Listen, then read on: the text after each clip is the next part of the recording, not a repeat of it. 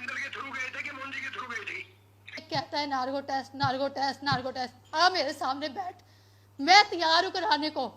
और मोहनलाल बड़ौला का करा दे, मैं खुद जहर खा लूँगी। कसौली गैंगरेप मामला जो आपने सुना होगा, मोहनलाल बड़ौली के खिलाफ और रॉकी मित्तल के खिलाफ है, उस केस में पीड़िता हूँ। मैं प्रेस कॉन्फ्रेंस करना चाहती थी लोगों को अपने बारे में बताने के लिए, मैं क्योंकि अभी तक मीडिया या पब्लिक के सामने आई ही नहीं हूँ। मेरे साथ गलत किया है उसको तो मैं किसी हाल में छोड़ने वाली हूँ नहीं, मेरे पास सारे सबूत हैं। और रही बात पूनम की, जो फ्रेंड मेरे साथ लड़ रही थी, रॉकी मित्तल से, इन सब से मेरे लिए बात कर रही थी, वो एट अ मोमेंट पे अपना बयान कैसे बदलती है आप खुद बताइए। उसका प्रेशर इतना है, मोहनलाल ने इतना दबाव दिया, उसको इतना डराया, उस कमरे में भी उस दिन उसे बहुत डराया था। आज फिर वही चीज़ वो कर रहा है, वो सिर्फ मुझे रोकना चाहता है। मेरे घर जाके पुलिस का काम होता है, अगर उन्हें वेरिफिकेशन करनी है तो वो जाके सिर्फ मेरे एड्रेस पे मेरे घर वालों से बात कर सकते हैं, क्योंकि मैं एक पीड़ित हूँ, मेरी आइडेंटिटी लीक करने का किसी को राइट नहीं है। लेकिन वो मेरे घर पे जाके मेरे पड़ोसियों से पूछताछ करते हैं। वाई? मेरी बदनामी कर रहे हैं, मुझे डरा रहे हैं, बट जो भी कर ले XYZ, उन्हें जितना मुझे मार भी क्यों ना दे, मारना तो अगर उसे धमकी दे वो करवा भी सकता है, डजेंट मैटर, बट मैं चुप नहीं रहूँगी। मुझे उसे जेल पहुँचाने के लिए मेरे पास सबूत हैं, और पूनम ने झूठी गवाही दी, इसका भी सबूत मैं आपको दे देती हूँ। वो मेरे साथ थी, उसकी रिकॉर्डिंग्स हैं मेरे पास, आज मैं आप सबके सामने वो प्रूफ करके दिखाऊंगी। एक रॉकी मित्तल की आवाज़ है, पूनम की आवाज़ है। हेलो हेलो, हाँ जी बोलिए। हाँ जी मित्तल जी। ये जो लड़की बात कर रही है ये पूनम है, मेरी फ्रेंड।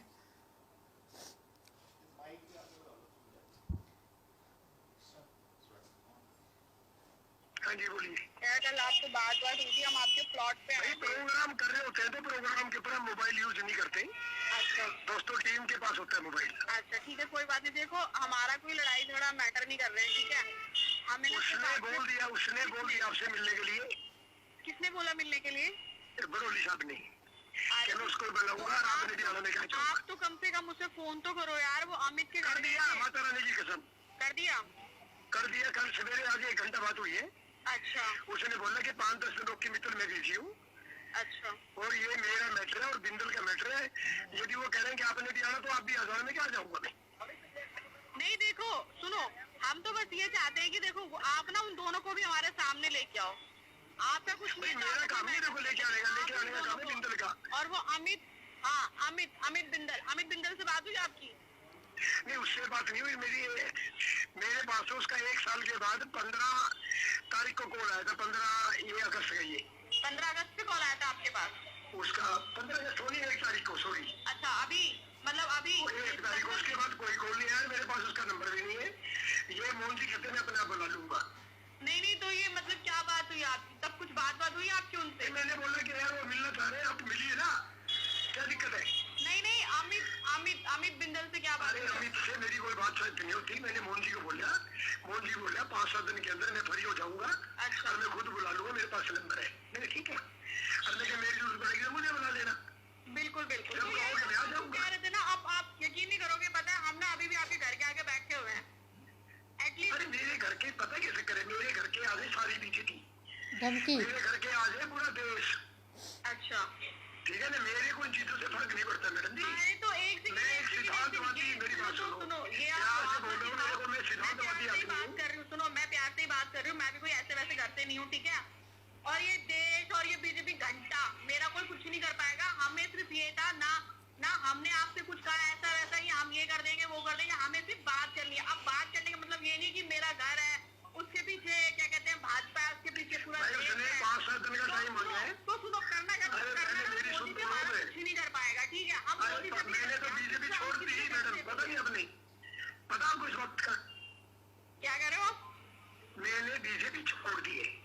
अरे छोड़ो से कुछ भी, लेकिन अभी अरे आपने मेरे टोन बात मारी सुनो ना, ना, मेरे साथ ना अभी इस तो टोन आपने की टोन तरह मारी ना। मेरी बात सुनो, हाँ गर्म होने की जरूरत नहीं है, पहले आराम से बात देखो करो। देखो सुनो, तो आप ना ये टोन मारना छोड़ दो, क्योंकि ये चीज तो हमें बहुत होता है। जिसके पास थोड़ा सा पैसा पावर होता है तो वो टोन जरूर मारता है, और टोन जब कुछ होता है तो पता है टोन भी किसी काम की नहीं आती है। तो आप प्लीज धमकी दुमकी मत दो हमें, ठीक है? अगर आप धमकी दोगे, आप सिर्फ धमकी दोगे फिर हम कुछ कर देंगे, तो हमने आपसे बस यही कहा है कि हमें सिर्फ बात करनी है। आप उन 2 बंदों को भी ले आना सामने, बाकी हमने मैं क्यों लेके आऊं बंदों को लेके आऊं? मैं चला लूं? कोई बंदों को मोड़ बड़ोली को बोल दिया मैंने, वो कहता मैं खुद बात करूंगा, आपको बुलाऊंगा। अच्छा, मैं आप बिंदल के थ्रू गए थे कि मोहन जी के थ्रू गए थे? अरे तभी तो हम बोल रहे हैं कि आप मैं एक बात पूछना चाहता हूँ, आप मोहन जी के दोस्त हैं कि बिंदल के दोस्त हैं? बिंदल जो कह रहा था मैं आप एक बात बताओ विक्टर साहब, आप तीनों भागे भागे क्यों फिर रहे हो? ये मीरू है। हम बात करो एक बारी। पार्षद ने आपको बुलाएगा, आपके पास उसका नंबर है, और पार्षद ने उसकी वेट करिए, मेरे को सवेरे उसने बुलाए। किसने वेट करने बोल दिया आपको विक्टर साहब? अरे मोहन जी ने बोला है। अरे मोहन जी ने। अच्छा एक बात बताओ विक्टर साहब, आप तीनों भागे भागे क्यों फिर रहे हो? पापा इधर भाग रहे हैं, लंगड़ा इधर भाग रहा है, आपके सामने नहीं आ रहे हैं। आप लोग भाई वो बीजी उनका सही बात था, वो प्रदेश का अध्यक्ष है। सुनो मेरी बात, सुनना, प्रदेश का अध्यक्ष है, नामांकन का दौर है, अगला नामांकन तो भरवाने पड़ेंगे ना पूरे हरियाणा के लोगों की। देखिए भैया, भाई साहब मित्तल साहब सुन लीजिए, अगला नामांकन, अगला वोट, उससे मुझे क्या ही फर्क पड़ता है ना? नहीं, मेरे को ये बात नहीं क्यों बता रहे हो? अगले ने बोल दिया 5-7 दिन मिलूंगा, तो अगले की वेट करो। ऐसा है मित्तल साहब, ना तो मैं वेट कर रही हूँ, ठीक है? मैं अभी आपके घर के बाहर बैठी हूँ, आपको दे रही हूँ मैं कल सुबह 6 बजे तक की मोहलत। आप लोग जितना क्या कर सकते हो, आपको बाबा जी से बात करनी है। ऐसा है मैडम, मेरे को धमकी देने की जरूरत और ब्लैकमेल करने की जरूरत नहीं है। तेरा रिश्ता होगा उनसे, मेरे पंगे में बीच पड़े ना तो जिंदगी का तेरा लास्ट पंगा होगा। तू घूमती होगी विदेशों में बिंदल के साथ, तू होगी इसकी बीवी, मेरे को दोबारा तू 6 बजे की बात करते हैं।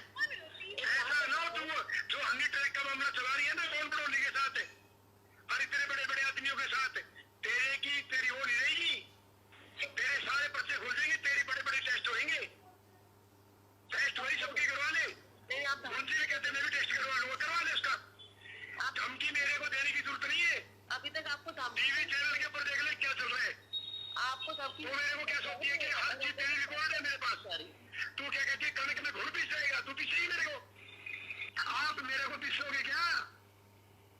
तेरी हर चीज पुलिस में रिकॉर्ड है, भेज दिए, जाके चेक करवा लेना।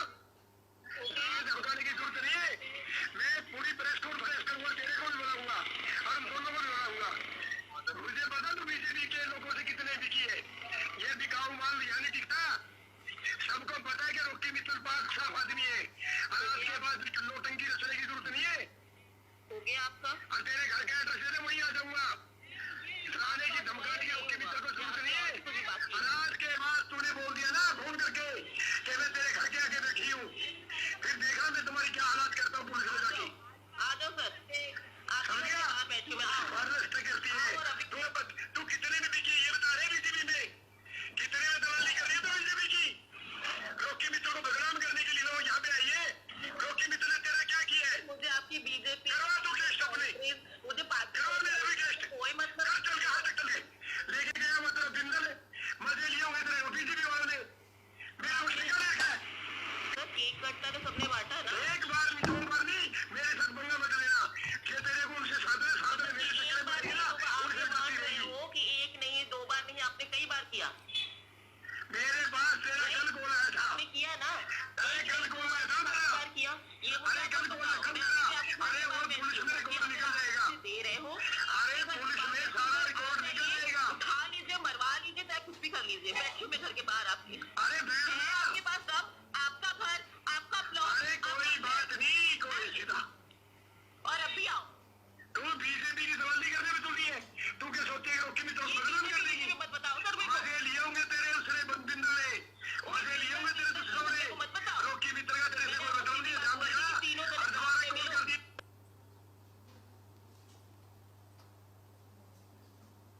लोगों ने, जो पूनम कहती है कि वो मुझसे मिली ही नहीं है उस घटना के बाद, 3 जुलाई 2023 के बाद जो मेरे साथ हुआ था, वो कहती है कि मैं उससे मिली ही नहीं हूँ। वो रॉकी मित्तल से बात कैसे कर रही है मेरे लिए? मैम मेरे को ये सारी बातें ठीक है। आप मुझे ये बताओ, हमारे चैनल के माध्यम से मैं सर कसौली घूमने गई थी अपने बॉस के साथ। पूनम मेरी फ्रेंड है, वो मेरे साथ ही गई थी वहाँ। बॉस मेरे अमित बिंदल। वहाँ उनका एलईडी का ऑफिस था एनएसपी में दिल्ली में। मैं उनके यहाँ जॉब करती थी कॉल्स अटेंड करने का। कसौली गई सर, उसके बाद मैं लॉन में घूम रही थी 5-6 बजे, 4:30 बजे वहाँ पहुँची थी मैं। उसके बाद सर हमसे बात नहीं, सर अपने रूम में चले गए थे। हम अपना लॉन में, मैं मेरी फ्रेंड घूमने निकले। हम फ़ोटोज़ वगैरह क्लिक कर रहे थे वहाँ पे गार्डन्स में, लॉन्स में। देन उसके बाद हमारी मुलाकात हुई थी रॉकी मित्तल से और मोहनलाल से, जिन्होंने अपना इंट्रो दिया। क्योंकि मुझे रॉकी मित्तल के बारे में, मेरी फ्रेंड को, वो यूट्यूबर है, वो यूट्यूब वगैरह पे सोशल मीडिया पे बहुत एक्टिव रहती है। ठीक, उसको पता चला था कि वो सिंगर है, तो ऐसे ही नॉर्मल से एक जो इस लाइन में होता है इंटरेस्टेड, वो उसकी हो जाता है। उसने बातचीत हमारी चालू हो गई इस बात पे। उन्होंने अपना इंट्रो दिया कि मैं मोहनलाल हूँ, मैं रॉकी मित्तल हूँ। देन हमारी बातचीत चालू हुई। फिर वो सारी घटना जो मैंने बयान में लिखवाई हुई है ऑलरेडी, मैं वो चीज़ का जिक्र नहीं करूँगी आपके सामने, वो आप लोगों को सबको पता है ऑलरेडी। लेकिन वो बयान सच्चा है। और अगर ऐसा नहीं है तो जो रॉकी मित्तल एक कहता है नार्गो टेस्ट नार्गो टेस्ट नार्गो टेस्ट, आ मेरे सामने बैठ, मैं तैयार हूँ कराने को। और मोहनलाल बड़ौले अगर करा दे, मैं खुद जहर खा लूँगी। अगर वो झूठा निकल जाए, मैं झूठी निकलती हूँ और वो सच्चा निकल जाता है, मैं जहर खा लूँगी अगर वो नार्गो टेस्ट कराने को। 12 मार्च को मेरी कोर्ट में पेशी थी। मुझे बोला, ये कहते हैं मेरी कोर्ट में पेशी थी, पुलिस बताती है ये बात, ठीक है। अब वहाँ पे मैं पेश नहीं हुई। जब मेरे खिलाफ हनी ट्रैप का मामला शुरू हो चुका है, मेरे को अरेस्ट करने के लिए घूम रहे हैं, मैं वहाँ कैसे पहुँच सकती हूँ? और मेरी बेल कब डिक्लेयर होती है आपको पता है? 12 मार्च को ही शाम को 4 बजे, 3 बजे क्लोजिंग रिपोर्ट एडमिट हो जाती है। आप समझ रहे हैं इस चीज़ को? मेरी बेल मिलने से पहले ही वो मामला वो बंद करने की पूरी कोशिश की गई है कि मेरा केस बंद हो जाए, बट मैंने वो चालू करा लिया सेशन कोर्ट में।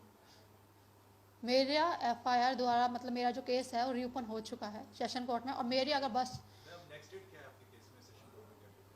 सेशन कोर्ट में सर 22 जुलाई है, वो सॉरी 22 जुलाई नहीं, 22 अप्रैल। और दूसरी बात, मुझे सुप्रीम कोर्ट जाना पड़े, हाई कोर्ट जाना पड़े, मैं जाऊँगी।